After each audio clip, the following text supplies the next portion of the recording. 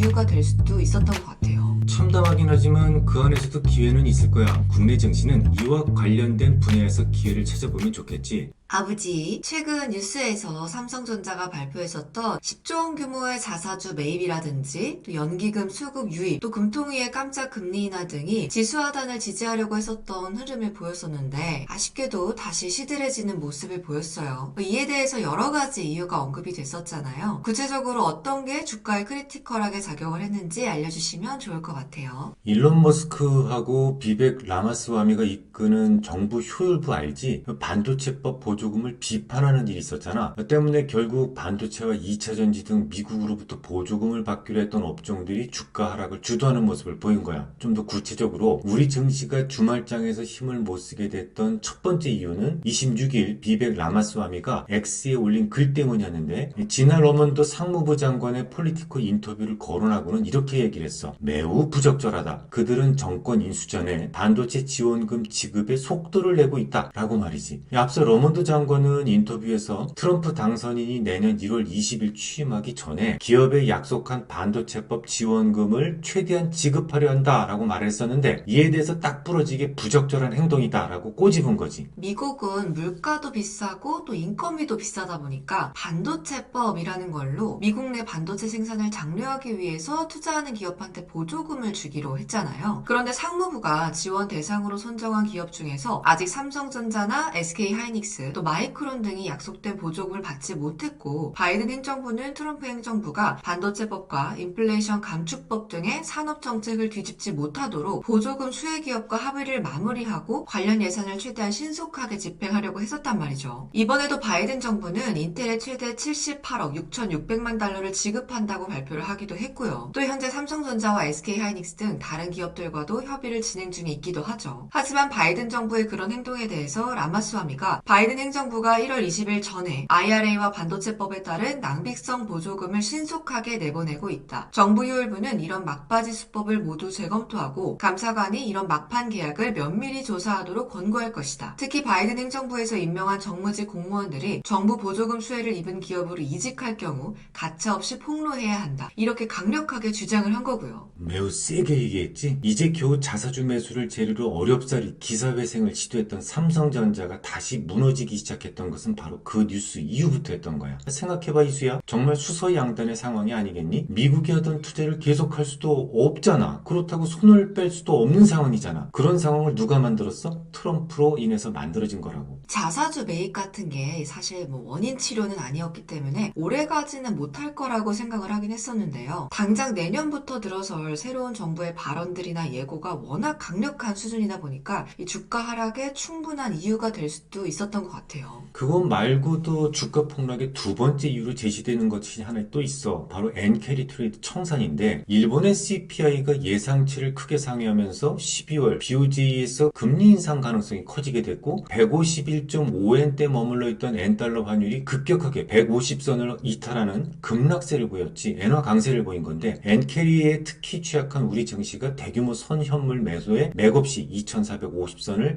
이탈했다. 그런 논리인데, 하지만 현재 엔화 투기적 포지션은 47,000계약 정도 순매도에 불과한 상황이야. 지난 8월 쇼크 당시 최대 순매수 규모가 7만 계약 수준이었던 점을 감안했을 때 절반이 조금 넘는 수준인 거지. 결정적으로 지난 주말 도쿄의 니케이 225 지수가 고작 0.4%밖에 하락하지 않았어. 이 엔캐리가 원인이라고 하기에는 한국이 훨씬 더 많이 빠진 거잖아요. 그러니까 지난주보다 더 크게 증시가 빠졌다는 걸 설명하기는 어려울 것 같아요. 그럼 이번 주가 폭락의 주된 원인은 엔캐리보다는 처음에 말씀해 주셨던 라마스와미의 발언이 더 크게 작용했다고 그렇게 정리를 할 수 있을 것 같네요.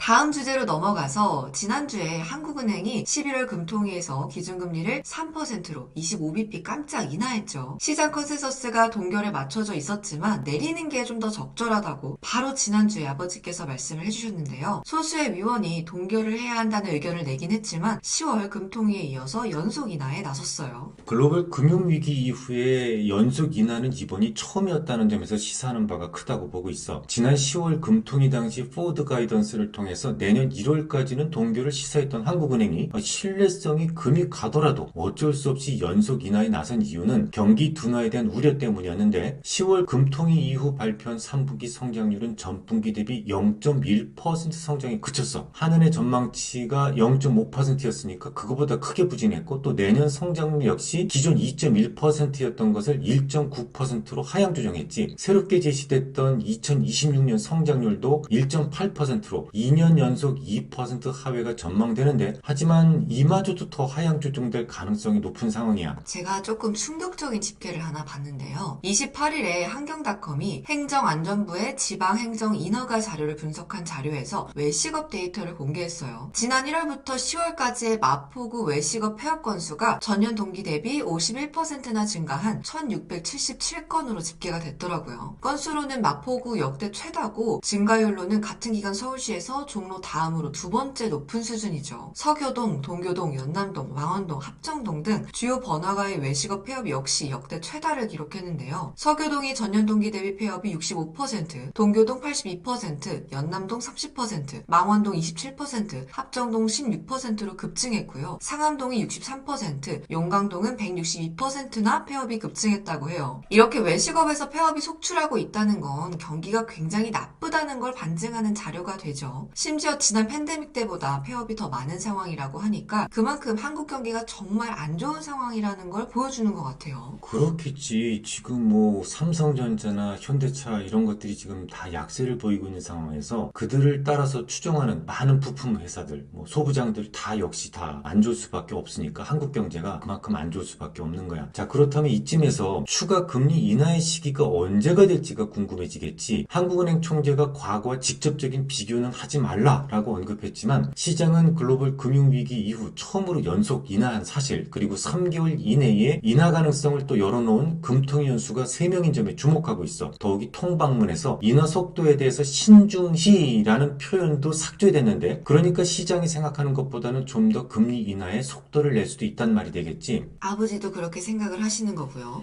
글쎄, 아빠 생각이긴 한데 1월보다는 2월이나 그 이후가 좀 더 유력해 보여. 3번 연속 금리 인하를 할 경우에 부작용이 더 커. 왜냐면 자칫 경기 침체에 대한 우려가 불필요하게 커질 수도 있거든. 또 트럼프를 채 겪어보기도 전에 우리가 보여줄 수 있는 패를 모두 노출시키는 것도 별로 바람직스럽지는 않아.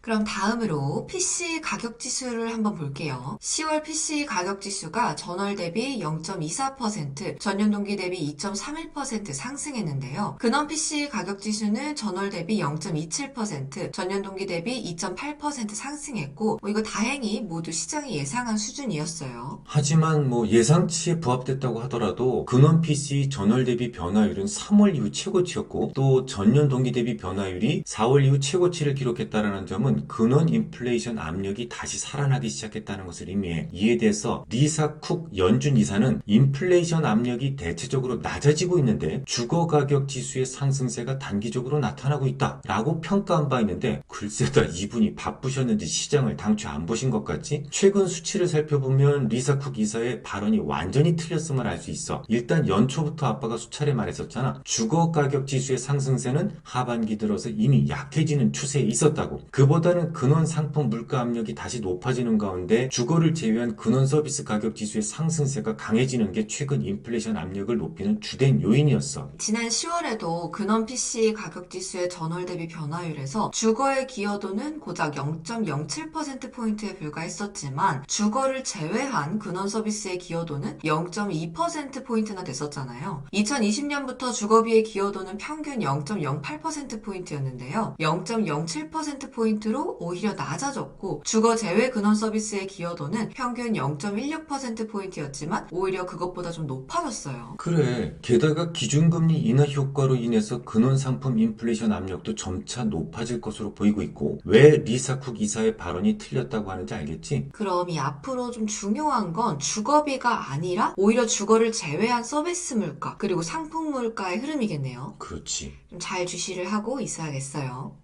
지난주에는 블랙 프라이데이를 지나면서 본격적인 소비 시즌이 시작이 됐죠. 주요 전망 기관들은 매출 증가율이 전년보다 낮아질 걸 우려하긴 했는데요. 최근 들어서 다시 기대감이 강화되고 있어요. 소비와 관련이 있는 월마트나 홈디포 등 소매 업체들이 4분기 실적 가이던스를 상향 조정했고 또 주가도 상승했잖아요. 매년 그래왔었지만 이번 주에도 주초부터 블랙 프라이데이 매출 집계와 이어서 사이버 먼데이 매출 집계에 따라서 주가가 크게 출렁거릴 것으로 보여.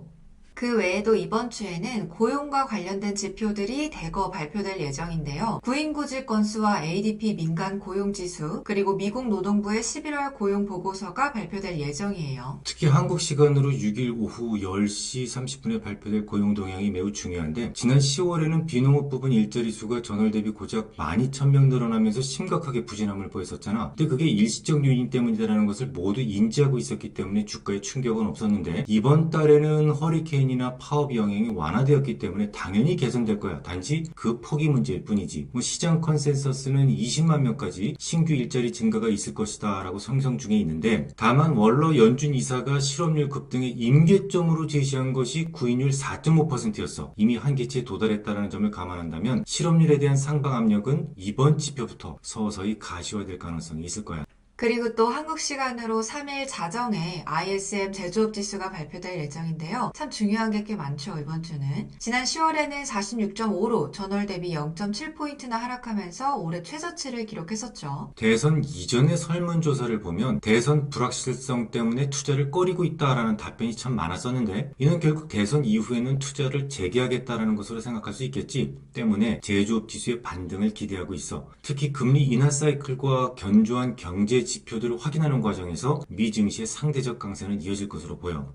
근데요, 아버지, 이 미국 증시의 강세야 계속 되어 왔으니까 참 놀라울 건 없는데 참 우리나라 증시가 너무 볼품이 없어서 좀 걱정이에요. 가뜩이나 어려웠던 시장에 일론 머스크나 라마스와미의 입까지 주시해야 하는 현재 상황이 좀 짜증이 날 정도로 심각하니까 어떻게 하면 좋을지 감이 잘 안 잡혀요. 참담하긴 하지만 그 안에서도 기회는 있을 거야. 최근 일론 머스크의 한마디에 주가가 폭등하기도 하고 하락하기도 했잖아. 지난주에는 아직도 F-35 같은 것을 만드는 멍청이가 있다. 이제는 드론의 시대다. 그렇게 한마디 하는 바람에 스텔스 전투기 업체인 록히드 마틴 주가가 급락을 했고 반면에 이름도 생소한 미국 드론 업체 Unusual Machines의 주가는 폭등했잖아. 우리도 드론 관련주가 꽤 많으니까 한번 찾아보는 것도 좋겠지. 또한 정부 효율부가 개혁의 드라이브를 걸기 시작하면서 AI를 통한 효율화에 관심이 커지고 있잖아. AI의 대표적인 활용처는 자동화와 효율성 그리고 비용 절감 등을 들 수 있는데 한국 정부는 한국이 경제 전반에 AI를 성공적으로 도입할 경우 총 310조 원의 경제 효과를 낼 것이다 라고 전망하고 있어. 국내 증시는 이와 관련된 분야에서 기회를 찾아보면 좋겠지. 경기가 좋지 않을 때 주로 오르는 경기 방어주도 괜찮겠죠? 그렇지. 통신과 유틸리티 등이 거기 속하는데 마지막으로 하나 더 꼽아보자면 미국처럼 우리나라도 소프트웨어 관련주들이 상대적으로 강해 보여.